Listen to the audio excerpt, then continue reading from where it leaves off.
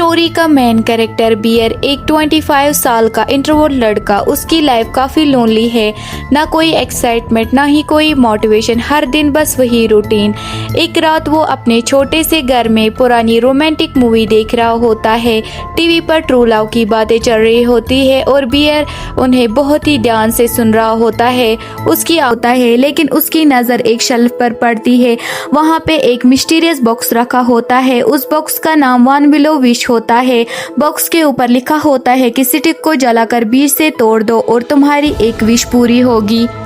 Beer इसे मजाक समझता है और निकी के लिए गिफ्ट के तौर पर खरीद लेता है, लेकिन तभी उसको शॉप का ऑनर एक अजीब वार्निंग दे देता है कि वो बोलता है कि जो लोग इसको खरीदते हैं या तो उनकी लाइफ बर्बाद हो जाती है या तो वो मर जाते हैं। तभी बियर हंस देता है और मन ही मन में सोच रहा होता है कि ऑनर पागल होगा। सीट पर पड़ती है, वहाँ पे मिस्टीरियस बॉक्स रखा होता है। वो हल्की हंसी के साथ उस बॉक्स को खोलता है और अंदर से एक छोटी सी लकड़ी निकालता है। इंस्ट्रक्शंस के मुताबिक वो उस लकड़ी को जला देता है और बीच में से तोड़ देता है। फिर आधी हंसी और आधी मजबूरी के साथ कहता है कि आई विश निकी मुझसे दुनिया में सबसे ज्यादा प्यार करे। स्टिक टूट जाती है, सब कुछ नॉर्मल लगता है। बियर सोचता है कितना स्टूपिड हूँ मैं, लेकिन जैसे ही वो कार स्टार्ट करता है उसकी सांसें रुक जाती है। निकी दोबारा अपने घर से बाहर आती है। बियर कहता है कि ये क्या हो रहा है। बियर को बिल्कुल अंदाजा नहीं होता है कि उसकी विश ने न सिर्फ निकी की फीलिंग्स बदल दी है बल्कि उसकी पूरी रियलिटी ही बदल दी है। बियर को लगता है कि शायद निकी ज्यादा ड्रिंक कर चुकी है, इसलिए वो नॉर्मल बिहेव करने की कोशिश करता है, लेकिन निकी का अगला सेंटेंस सुनते ही उसके होश उड़ जाते हैं। वो कहता है तुमने बोला था ना कि मेरे लिए कुछ लाए हो, चलो ना अभी दे दो। लेकिन सिचुएशन संभालने के लिए बियर झूठ बोल देता है। वो बोलता है कि गिफ्ट घर पे रह गया है, वो कल दे देगा, लेकिन निकी का रिएक्शन और भी अजीब होता है। वो कहती है तो चलो तुम्हारे घर चलते हैं। बियर हैरान रह जाता है। बियर का घर बहुत अच्छा लगता है। वो मुस्कुराती है। उसके बाद बियर उसको बेडरूम में सोने के लिए बोलता है। तभी निकी एक शॉकिंग रिक्वेस्ट करती है। वो बियर को अपने साथ सोने के लिए बोलती है। बियर ऑकवर्ड फील करता है, उसके लिए किसी सपने से कम नहीं होता है। आखिर वो मान जाता है, लेकिन जैसे ही वो बेड पर बैठता है निकी उसके बिल्कुल करीब आ जाती है, अपना सर उसके कंधे पर रख देती है। बियर को समझ नहीं आ रहा होता है कि ये क्या हो रहा है। तभी निकी धीरे से उसका चेहरा पकड़ती है और उसे किस करने लगती है कि आंख खुलती है। वो बाथरूम जाकर वापस आता है तो देखता है कि अंधेरे में निकी बेड पर सीधी बैठी हुई है और उसे घूर रही है। पूरा कमरा बिल्कुल खामोश था। फिर निकी एक और अजीब रिक्वेस्ट करती है, प्लीज वापस मेरे पास आ जाओ। बियर के अंदर से आवाज आ रही थी कि कुछ बहुत गलत है, लेकिन फिर भी वो बेड पर लौट आता है। सुबह बियर उठता है और उसे लगता है शायद रात की सारी अजीब बातें खत्म हो गई होंगी। उसके बाद बियर लिविंग रूम में आ जाता है, लेकिन वहाँ का नज़ारा देखकर उसके पैरों तले जमीन खिसक जाती है। उसकी मरी हुई कैट जो कल उसने डस्टबिन में फेंक दी थी, अब वो फिर से घर के बीच में पड़ी होती है। उसके आसपास फूलों की पंखुड़ियाँ बिखरी हुई होती है। तभी निकी उसे आवाज़ देती है कि मैंने इसे डस्टबिन से निकाला है। अगली सुबह जब बियर ऑफिस पहुंचता है तो वो पहले जैसा बिल्कुल ही नहीं रहा था। उसके दिमाग में बस एक ही सवाल आ रहा था, कल रात जो हुआ क्या वो सच था? और सबसे बड़ी बात, निकी का बिहेवियर इतना अजीब क्यों था? बियर सीधा ब्रेक रूम में जाकर अपने दोस्त इयान को सारी बात बता देता है। वो बताता है कैसे निकी रात भर कभी रो रही थी, कभी उससे किस कर रही थी, कभी ऐसा रिएक्ट कर रही थी जैसे उसे बियर से डर लग रहा हो। रिजल्ट सामने आते हैं। किसी वेबसाइट कहती है ये सिर्फ एक फेक कलेक्टिबल टॉय था। दूसरी वेबसाइट लिखती है ये एक अर्बन लेजेंड है जो एक विश पूरी करता है। और तीसरी वेबसाइट सबसे अजीब वार्निंग देती है, वन विश विलो कभी एग्जिस्ट ही नहीं करता था। अगर तुम्हें ये मिल गया है तो उसे दूर रहो। साथ ही एक और टर्म लिखता है, मैंडेला इफेक्ट। बियर और भी कंफ्यूज हो जाता है। उसका दिमाग अब लॉजिक और डर के बीच फंस चुका था।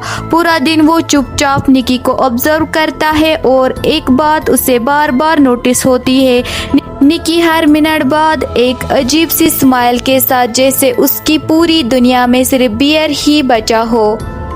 ऑफिस खत्म होते ही बियर जानबूझकर निकी को अपने कार में लिफ्ट देने से मना कर देता है। उसे लगता है अगर निकी का प्यार असली है तो वो डिस्टेंस हैंडल कर लेगी, लेकिन अगर उसके पीछे कोई सुपरनेचुरल फोर्स है तो कुछ ना कुछ जरूर होगा। इयान निकी को घर छोड़ने के लिए तैयार हो जाता है। उसके बाद बियर सुकून से घर पहुंच जाता है, लेकिन उसका ये सुकून सिर्फ कुछ घंटों के लिए ही था। रात को जब बियर घर में अकेला ने एक खूबसूरत ड्रेस पहनी हुई थी, फुल मेकअप और चेहरे पर एक प्यारी सी स्माइल, वो धीरे से कहती है मैं कल रात के लिए सॉरी बोलने के लिए आई हूँ। बियर को लगता है शायद सब कुछ नॉर्मल हो गया है। फिर निकी खुद ही मान लेती है कि कल रात उसने MDMA और अल्कोहल दोनों लिए थे। ये सुनकर बियर को थोड़ी राहत मिलती है। उसे लगता है शायद सब कुछ नॉर्मल हो गया है, लेकिन उससे बिल्कुल अंदाजा नहीं होता है कि असली नाइटमेयर तो बस अभी शुरू ही हुआ है। निकी उसे कामली बात करती है और कहती है कि कल रात जो कुछ भी हुआ वो ड्रग्स और अल्कोहल की वजह से था। बियर भी यही मानना चाहता था, लेकिन कुछ सेकंड्स बाद निकी अचानक बियर की आंखों में देखते हुए कहती है बियर मुझे तुम पसंद हो। ये सुनते ही बियर बिल्कुल चुप हो जाता है। उससे अपनी आंखों पर यकीन ही नहीं होता है। बियर हिचकिचाते हुए पूछता है कब से। निकी मुस्कुराकर जवाब देती है शायद पिछले क्रिसमस से, और फिर धीरे धीरे ये फीलिंग्स और स्ट्रांग होती गई है। वो टेबल के नीचे से बियर का हाथ पकड़ लेती है और धीरे से कहती है तुम्हें इससे क्या फर्क पड़ता है जब मैं तुमसे प्यार करती हूँ। और यही बियर एक बहुत बड़ी गलती कर देता है। सच जाने की जगह वो सिर्फ इतना कहता है मुझे कोई फर्क नहीं पड़ता। बियर सिर्फ निकी के झूठ को इग्नोर नहीं करता, बल्कि उस अंधेरी ताकत को भी एक्सेप्ट कर लेता है जो धीरे धीरे दोनों की जिंदगी पर कब्जा कर रही थी। उस रात बियर और निकी फिर बियर के घर पर होते हैं। दोनों के बीच रोमांस चल रहा होता है। सब कुछ बिल्कुल परफेक्ट लग रहा था। इस रात दोनों सो जाते हैं, लेकिन रात के लगभग 3:30 बजे बियर की आंख खुल जाती है। वो देखता है कि बेड का दूसरा हिस्सा खाली है। निकी कहीं नजर ही नहीं आ रही थी। बियर धीरे धीरे उठकर रूम के अंधेरे कोने की तरफ देखता है। निकी चुपचाप अंधेरे में खड़ी होती है। उसने सिर्फ बियर का लंबा कोट पहना हुआ होता है और वो बिना हिले बस बियर को देख रही होती है। बियर धीरे से पूछता है निकी तुम क्या कर रही हो। निकी हल्की सी मुस्कान के साथ कहती है तुम्हें सोते हुए देख रही थी। पूरा कमरा बिल्कुल खामोश था, सिर्फ उसकी आवाज गूंज रही थी। बियर उसे वापस बेड पर आने के लिए कहता है। फिर निकी अचानक कहती है मेरे साथ एक डील कर। देर बाद बियर डर के मारे बेड से उठने की कोशिश करता है, लेकिन बिना अपनी आंखें खोले ही निकी जोर से चिल्लाती है स्टे। बियर वही रुक जाता है। निकी उसे अपनी प्रॉपर्टी की तरह ट्रीट करने लगी थी, और सबसे बड़ी बात हर गुजरते दिन के साथ ये ऑब्सेशन और भी ज्यादा डेंजरस होती जा रही थी। बियर फिर से सोचने लगता है कि अगर ये सब उसी विश की वजह से हुआ है तो क्या इस विश को कभी वापस लिया जा सकता है, या फिर अब बहुत देर हो चुकी है। अब बियर को पूरा यकीन हो चुका था कि ये रिलेशनशिप नॉर्मल नहीं है। निकी उसे प्यार नहीं कर रही थी, बल्कि किसी इनविजिबल फोर्स के कंट्रोल में थी। उसकी पर्सनालिटी हर थोड़ी देर में बदल जाती थी। कभी वो प्यार से बात करती और अगले ही पल ऐसा रिएक्ट करती थी जैसे बियर उसके लिए एक स्ट्रेंजर हो। बियर को समझ आ गया अगर उसने ये विश खत्म नहीं की तो निकी शायद कभी नॉर्मल नहीं हो सकती। उसने बिना एक सेकंड सोचे उस कर्सिस्टिक के बचे हुए टुकड़े को तोड़ दिया और उसे जला दिया। बियर की सिर्फ एक ही दुआ थी मुझे निकी का प्यार नहीं चाहिए, मुझे बस उसकी असली जिंदगी वापस चाहिए। कुछ पल के लिए सब कुछ बिल्कुल शांत हो जाता है और फिर जैसे कोई बोझ हट गया हो। निकी धीरे धीरे नॉर्मल होने लगती है। उसकी आंखों की वो अजीब मुस्कान गायब हो जाती है। वो बियर को देखती है, लेकिन इस बार एक अनजान इंसान की तरह। उसी के साथ फिल्म हमें एक पावरफुल मैसेज देती है कभी भी किसी इंसान के इमोशंस कंट्रोल नहीं करने चाहिए।